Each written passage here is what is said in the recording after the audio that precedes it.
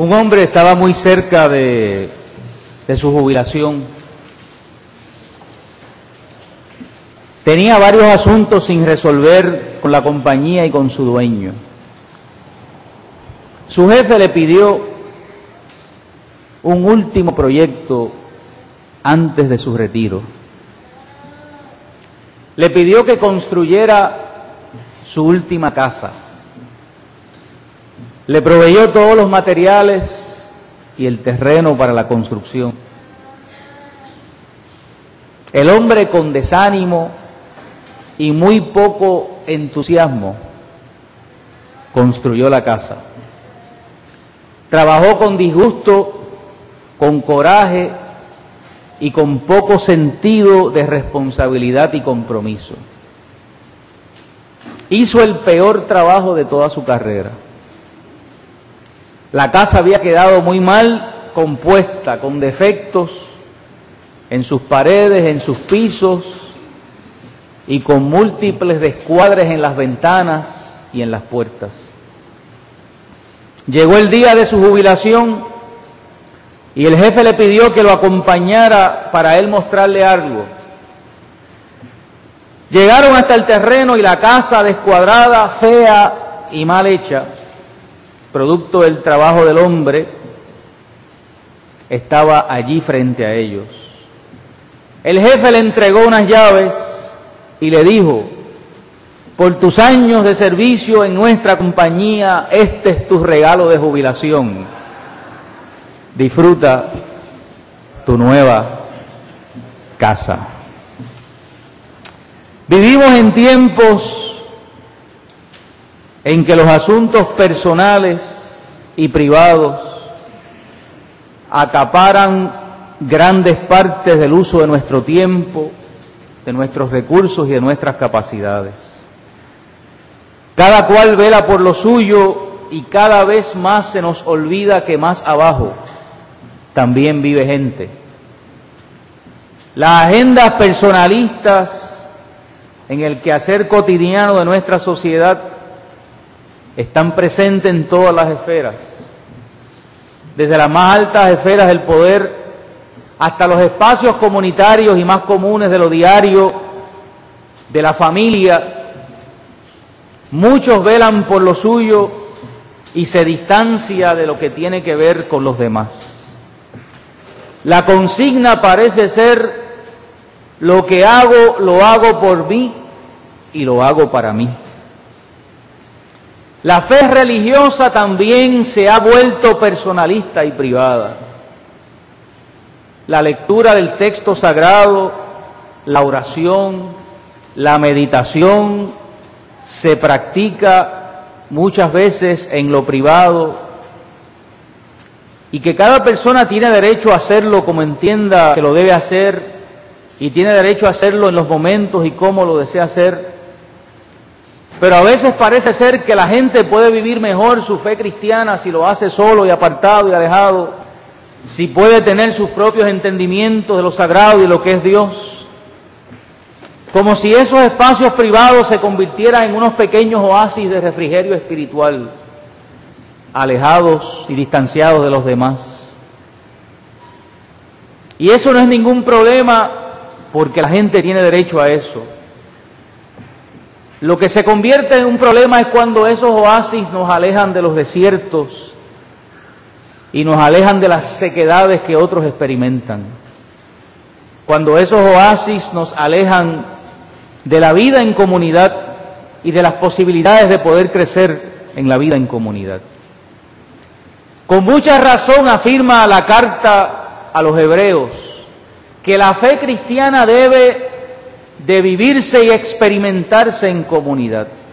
Y dice ese texto bíblico: y considerémonos unos a otros para estimularnos al amor y a las buenas obras, no dejando de congregarnos como algunos tienen por costumbre, sino exhortándonos, y tanto más cuando veis que aquel día se acerca. En otras palabras, que la Escritura nos estimula a esa experiencia de la comunidad, de la comunión unos con otros. Pero la fe cristiana nos propone un sendero diferente, un sendero en el que Dios se hace presente para trastocar nuestras prioridades y para reorientar nuestra manera de vivir. La fe nos coloca en una nueva perspectiva sobre nuestro presente, sobre nuestro futuro, donde ese encuentro cotidiano con la voluntad de Dios va ampliando nuestro corazón, va ampliando nuestra sensibilidad hacia Dios y hacia los demás. Para descubrir, hermanos y hermanas, que el sueño de Dios y la promesa de Dios de vida y abundancia para todos y todas está ahí presente de parte de Dios para nosotros y nosotras. Para descubrir que esa voluntad de Dios es ese sueño de vida, es ese sueño de abundancia al que todos los seres humanos aspiramos. El relato de Abraham en esta mañana me parece un relato importante, un ejemplo extraordinario para ayudarnos a comprender un poquito esto que les estoy diciendo. Dios le dice a Abraham, según el relato que leímos, deja tu tierra y tus parientes y la casa de tu padre y vete a la tierra que te mostraré. Es interesante que cuando nosotros vamos a comprar algo en algunas tiendas, cuando estamos pagando el producto, la persona que está en la caja y nos está cobrando nos ofrece una garantía. Y nos dicen en la caja, si usted quiere le puede añadir una garantía de 1 año o de 2, por si acaso el producto se rompe, se cae, se quema, se electrocuta o deja de funcionar o no hace lo que debe de hacer, usted puede venir y puede buscar otro completamente gratis. Y las garantías como que nos predisponen a pensar que el producto que nos están ofreciendo se va a dañar, que lo que estamos comprando es una porquería, que no va a servir y no va a poder rendir aquello que no estamos nosotros esperando del producto. Pero por alguna razón necesitamos las garantías, porque la garantía siempre nos asegura que si esto no funciona, siempre puedo buscar algo que pueda funcionar y me pueda servir. Y las garantías nos dan cierta seguridad también de saber qué es lo que estamos comprando y de saber que lo que estamos comprando va a poder cumplir con la función que nosotros esperamos y por la cual estaba nosotros pagando por ella. En esto que Dios le dice a Abraham, no hay garantías. En otras palabras, Abraham está siendo convocado con Dios para caminar en una dirección y Dios no le está dando absolutamente ninguna garantía porque ni siquiera la tierra hacia donde Abraham va a caminar la está viendo.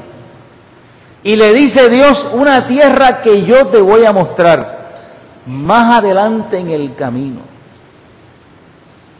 En ese sentido, en esta oferta que Dios le hace a Abraham, no hay garantía, sino solamente la palabra de Dios hacia Abraham, sino solamente la palabra de Dios de lo que Dios le está proponiendo a Abraham. Por lo tanto, esta propuesta de Dios para Abraham requiere de la fe y de la confianza de Abraham en la palabra de Dios. Y Dios lo está invitando a caminar en una dirección hacia algo que aún él no ha visto. Y me parece que ese modelo y esa propuesta de Dios a Abraham rompe un poco con esa necesidad que muchas veces nosotros tenemos frente a la propuesta de Dios, de tener garantías a lo que Dios nos está llamando y a lo que Dios nos está invitando. Nosotros muchas veces obramos de manera opuesta.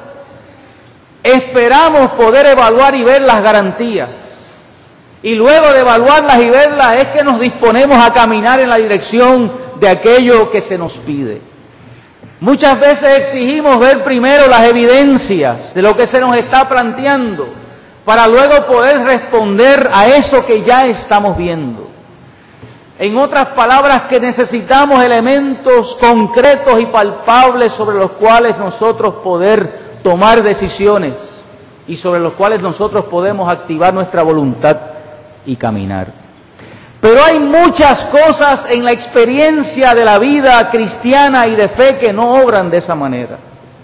Y que a nosotros como cristianos y cristianas y creyentes, en la mayoría de los casos se nos pide que creamos primero y caminemos después. Que pongamos en ejercicio nuestra fe primero y que en el proceso mismo de caminar vamos a descubrir que la invitación que Dios nos está haciendo está garantizada nada más y nada menos que por su palabra. Nada más y nada menos que por su proyecto, que por su sueño, que por su presencia, que por su fidelidad. ¿Qué garantías tenían los hermanos y hermanas que hace 62 años comenzaron a reunirse, a hacer una iglesia en esta comunidad de Puerto Nuevo? ¿Qué garantías tenían ellos que estando en la marquesina de una casa iban a tener eventualmente un terreno, iban a tener eventualmente un templo y eventualmente habría un lugar como este en el que nosotros estamos sentados hoy? ¿Qué evidencias concretas más allá de sus propias manos, de sus vidas limitadas, de sus capacidades, de sus pocos recursos tenían para poder pensar que hoy, 62 años después, habría en este lugar un espacio como este? Posiblemente muy pocas garantías, pero tenían una inmensa fe en el Dios que les llamaba, en el Dios que les convocaba, una inmensa fe en el Dios que hacía arder su corazón y que veían la necesidad de tener ese espacio, esa comunidad donde poder reunirse y adorar al Señor, y con la garantía de la palabra del Señor, con la garantía del ofrecimiento que Dios les hacía a su corazón. Con eso estamos nosotros aquí reunidos hoy. Con eso en este lugar hay un santuario, una casa para adorar y bendecir al nombre del Señor. En ese sentido, hermanos y hermanas, la experiencia de mayordomía cristiana requiere de un elemento de fe. Porque si dependiera de esas garantías y si dependiera de las cosas que podemos ver para actuar, qué pocas cosas se habrían realizado a través de la historia de la Iglesia. Qué pocas cosas se habrían realizado a través de la historia de la humanidad. Precisamente muchos de los grandes proyectos y empresas de vida han comenzado porque alguien ha visto más allá de las circunstancias, porque alguien ha creído en cosas que aún no se ven, pero que las afirmó y las creyó como que ya se estaban viendo. Y esa es nuestra fe en el Señor. Y esa es la fe que nosotros debemos y necesitamos ejercer. Y esa es la fe que Abraham experimentó. Yo conocí a un hombre que trabajó toda su vida. Compró un pequeño colmado y de ese colmado hizo un supermercado en una comunidad. Trabajaba los 7 días a la semana. Trabajaba días feriados, Viernes Santo y todos los otros días feriados. Mañana y noche la pasaba metido en su negocio. Económicamente el hombre fue muy exitoso. Se hizo millonario con aquel pequeño colmado en una comunidad muy limitada en términos de sus recursos. Sin embargo, uno de sus hijos, que fue su dolor de cabeza toda su vida, terminó siendo usuario de drogas y eventualmente terminó muriendo como consecuencia de su estilo de vida. Y cuando yo pienso en la vida de ese hombre que tanto trabajó y tanto trabajó, nada de lo que pudo ganar pudo garantizar que su hijo, que posiblemente era parte del amor de su corazón, se pudiera salvar de esa vida trágica que vivió. Nada del esfuerzo que hizo a través de toda su vida le pudo garantizar el bienestar en la vida de ese hijo a quien él amó. Por lo tanto, uno sin ánimo de juzgar piensa en ese ejemplo y pudiera pensar que a lo mejor debió haber invertido su tiempo en otras cosas cuando estuvo casi todo ese tiempo largo trabajando y horas de trabajo.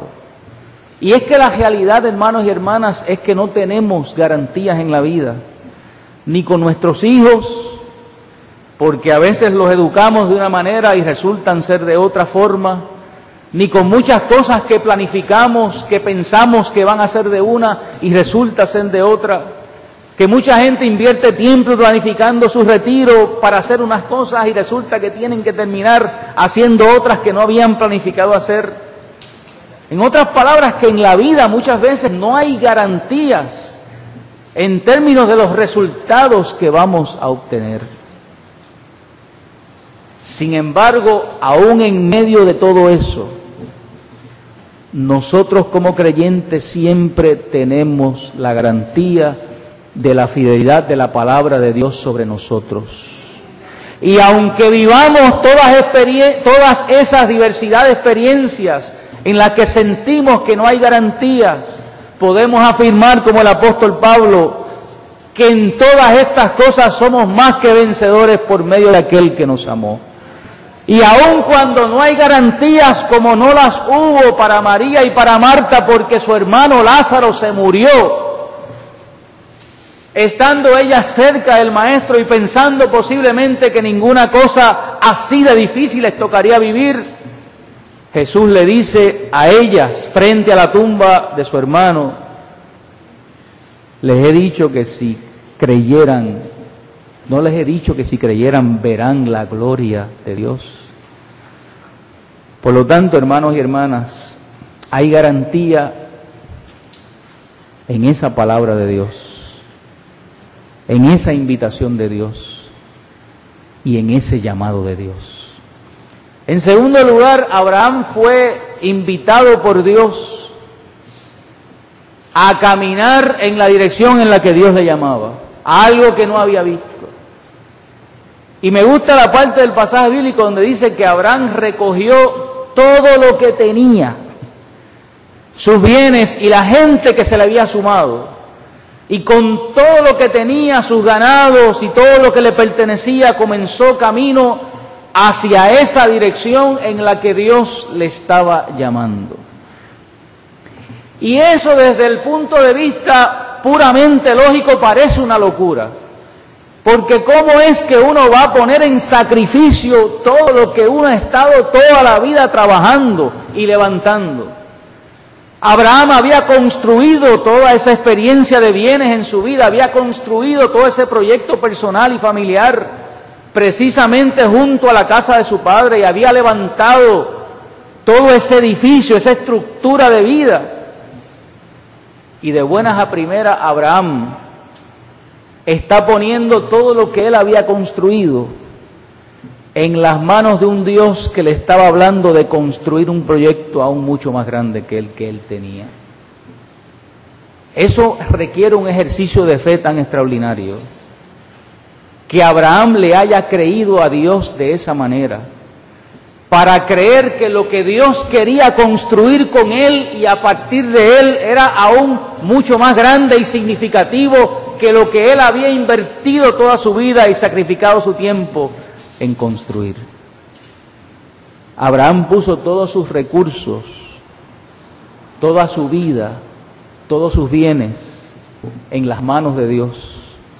Los confió a lo que Dios quería hacer con él. Los confió al proyecto y los confió al sueño de Dios. Y Abraham no tenía razones para hacer eso. En primer lugar, porque en su vida había evidencia de que no había posibilidad de que ese proyecto de Dios prosperara. Porque unos versículos antes nos dice el texto que la esposa de Abraham era estéril. Por lo tanto, para efectos de la sociedad en la que Abraham se movía, Abraham estaba viejo y estaba muerto y sin posibilidades de futuro y sin posibilidades de descendencia. Por lo tanto, hubiese sido cómodo para Abraham quedarse donde estaba, quedarse en sus circunstancias, quedarse en la condición de su vejez, que el texto nos recuerda que tenía 75 años de edad. Y el texto nos recuerda que su esposa Sara también era estéril. Tenía todas las razones para no salir de su casa ni de la casa de su papá. Tenía todas las razones para conformarse en el lugar que estaba. Tenía todas las razones para disfrutar del trabajo que él había construido a través de toda su vida. Sin embargo, lo que nunca deja de sorprendernos es que le haya creído a Dios con tanta fuerza, que teniendo todas esas circunstancias en su contra, se atrevió a caminar en la dirección a la que Dios le llamaba. Nosotros también tenemos nuestras situaciones y circunstancias. Tenemos razones más que sobradas para quedarnos en el lugar que estamos. Tenemos situaciones personales, tenemos situaciones familiares, tenemos situaciones de salud. En otras palabras, que muchas veces el cuadro alrededor de nuestra vida también lo que nos habla es de limitación, de imposibilidad. El cuadro alrededor de nuestra vida también a veces lo que nos habla es de la imposibilidad de poder aspirar a aquello que Dios nos sigue invitando a caminar, a soñar y a hacer.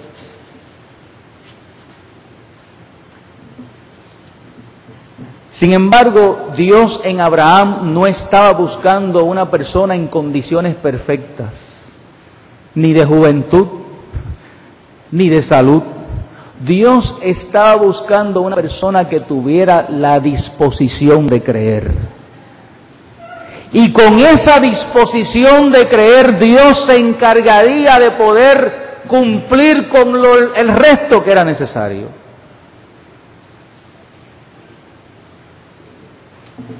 Y tenemos que recordar en esta mañana que Dios sigue buscando ese tipo de personas. Dios sigue buscando ese tipo de personas.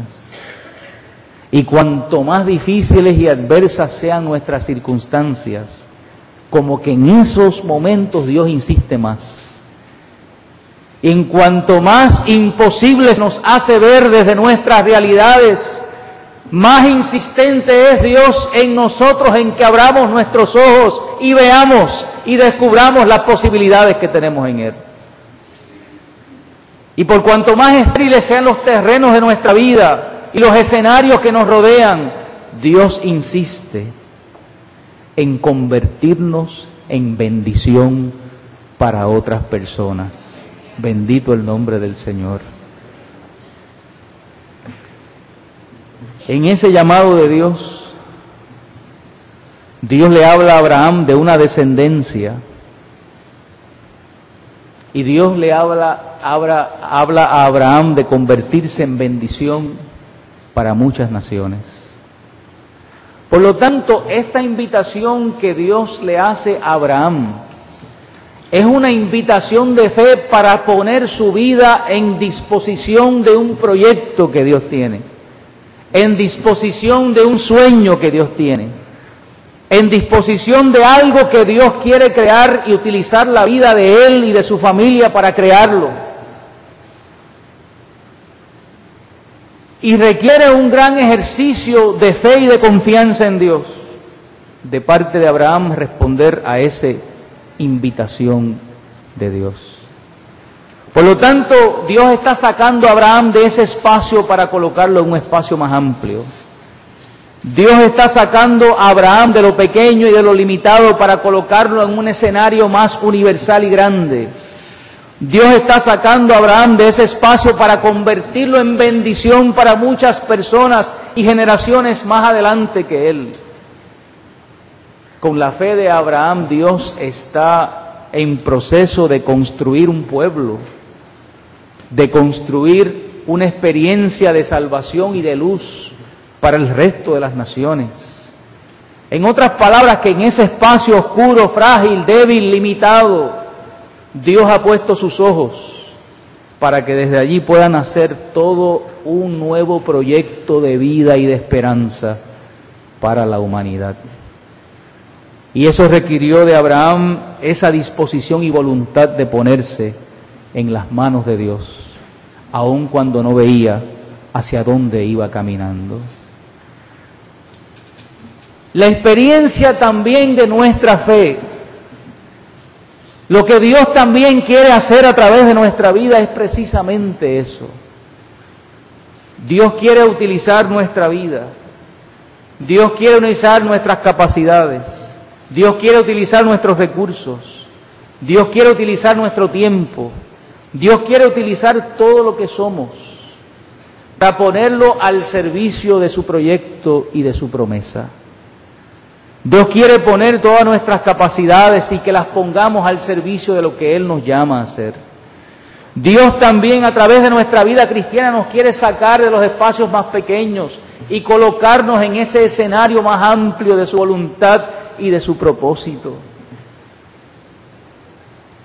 Los años han pasado, los siglos han pasado, pero Dios no ha dejado de soñar con cumplir su voluntad a través de sus hijos y de sus hijas que somos nosotros. Dios no se ha cansado de soñar. Dios no se ha cansado de convencernos de que esa promesa de abundancia está presente y disponible para nosotros también, y que quiere que caminemos en esa dirección. Finalmente el texto dice, entre otras cosas, que Abraham levantó un altar al Señor. Y a mí me resulta interesante que no lo haya levantado al principio y lo haya levantado un poquito más adelante en el camino. Precisamente porque no tenía nada claro en el principio, es que no lo levanta en el principio. Precisamente porque todavía el panorama estaba un poco confuso, aunque él creyó en lo que no veía, es que ese altar se da un poco más adelante, porque a veces en la vida no todo lo podemos comprender en el momento. Y hay experiencias en el momento que no las podemos entender, pero si usted sigue caminando en esa experiencia de fe más adelante en la curva,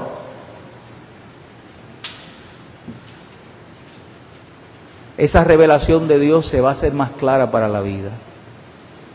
¿Acaso no nos ha pasado que hemos leído textos bíblicos y han pasado años y años y de momento tuvimos una experiencia donde ese texto bíblico de momento iluminó nuestra realidad? Y qué bueno que no lo sabemos todo de Dios todo el tiempo. Y qué bueno que todo el tiempo no tenemos 100% claras todas las experiencias de fe que estamos viviendo. Qué bueno que es así. Porque nos mantiene en ese sentido de curiosidad y de búsqueda y de profundización.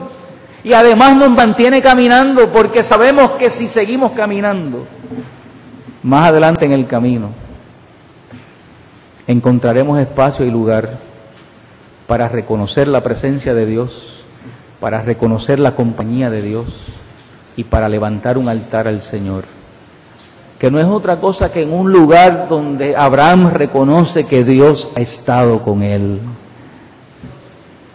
donde esa presencia y compañía de Dios en su vida se ha hecho evidente. Por lo tanto, hermanos y hermanas, con ese sentido de fe es que nosotros deberíamos vivir. Con ese sentido de fe es que deberíamos caminar. Con ese sentido de fe es que deberíamos poner nuestra vida, nuestros recursos y lo que somos en las manos del Señor. La mayordomía vista desde este pasaje bíblico es un asunto de fe, es un asunto de creer, es un asunto de confiar de que el proyecto es de Dios, de que la agenda es de Dios, de que el propósito es de Dios. Y Dios no nos pide que lo tengamos todos claros sobre lo que Él quiere hacer. Lo único que nos pide es que creamos que Él lo está haciendo y que Él lo va a hacer. Es que tengamos la fe para creer que el proyecto y la promesa y la vida están en sus manos.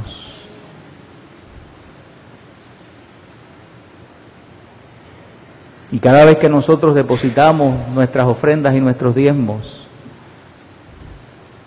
lo hacemos porque detrás de eso hay un sentido de fe, porque creemos en Dios, porque creemos que este proyecto es de Él, y así como lo ha sostenido a través del tiempo, lo sostendrá en el futuro, porque creemos que aquí vendrán después de nosotros otra gente que se sentarán, y en 10 años algunos de ustedes no estaremos aquí. No porque nadie se vaya a morir, sino porque vamos a estar en otro lugar.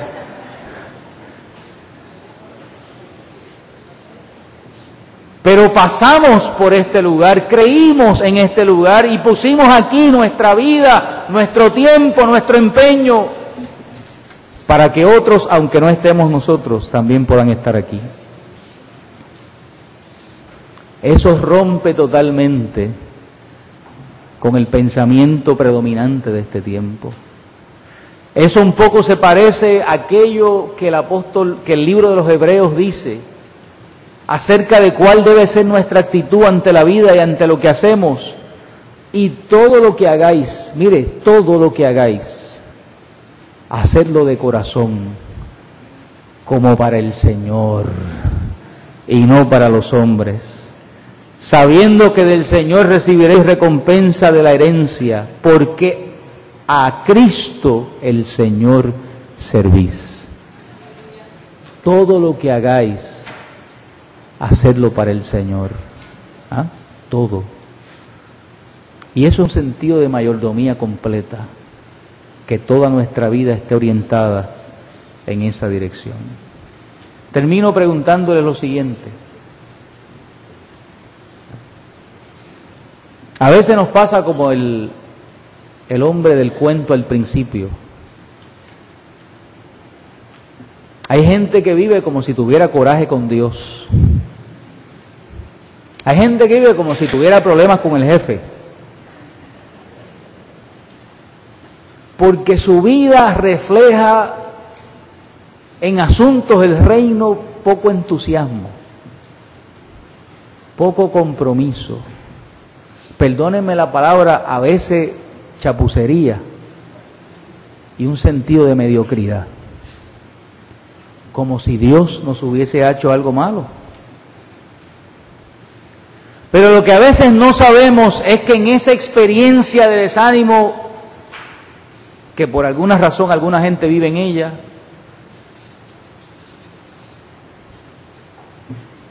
y se están construyendo a sí mismos un espacio inadecuado,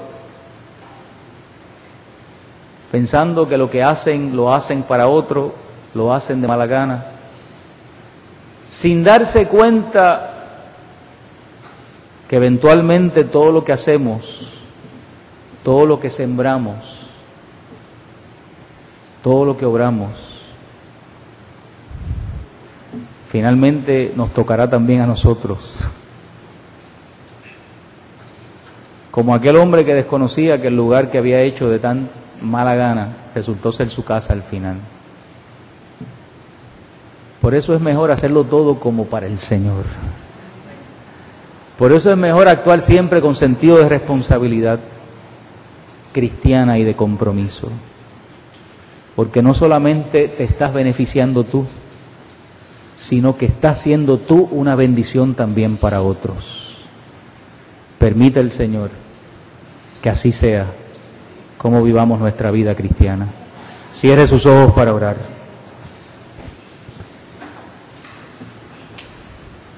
Señor, en esta mañana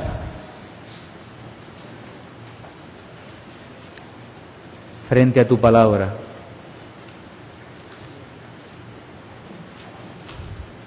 confesamos, oh Dios, que hemos sido descuidados. Confesamos que nos ha faltado por momentos el compromiso. Confesamos que hemos reservado lo mejor para nosotros y te hemos dado a ti de lo que nos sobra de tiempo, de fuerzas, de energía. Confesamos que no siempre hemos hecho las cosas como que las estamos haciendo para ti. Y te pedimos, Señor amado, que nos ayudes a recuperar la fe, a recuperar el sentido de dirección, a recuperar ese sentido de fe que tuvo Abraham. Que nos ayudes a caminar aunque no veamos de momento los resultados. Que nos ayudes, Señor amado, a insertar nuestra vida en el proyecto tuyo. Que confiemos en poner los recursos nuestros, Señor, al servicio de tu obra, de tu promesa y de tu reino. Que estemos en la disposición, Señor, de salir de nuestros espacios terrenos, nuestros espacios pequeños y privados, y entrar, oh Dios, en esa dimensión de lo amplio, de lo comunitario, donde la necesidad de otros también es nuestra preocupación. Ayúdanos, Señor amado, a vivir en esa dimensión amplia de mayordomía y de fe cristiana. Fortalécenos, Señor, con tu gracia y con tu presencia. En el nombre de Jesús oramos. Amén.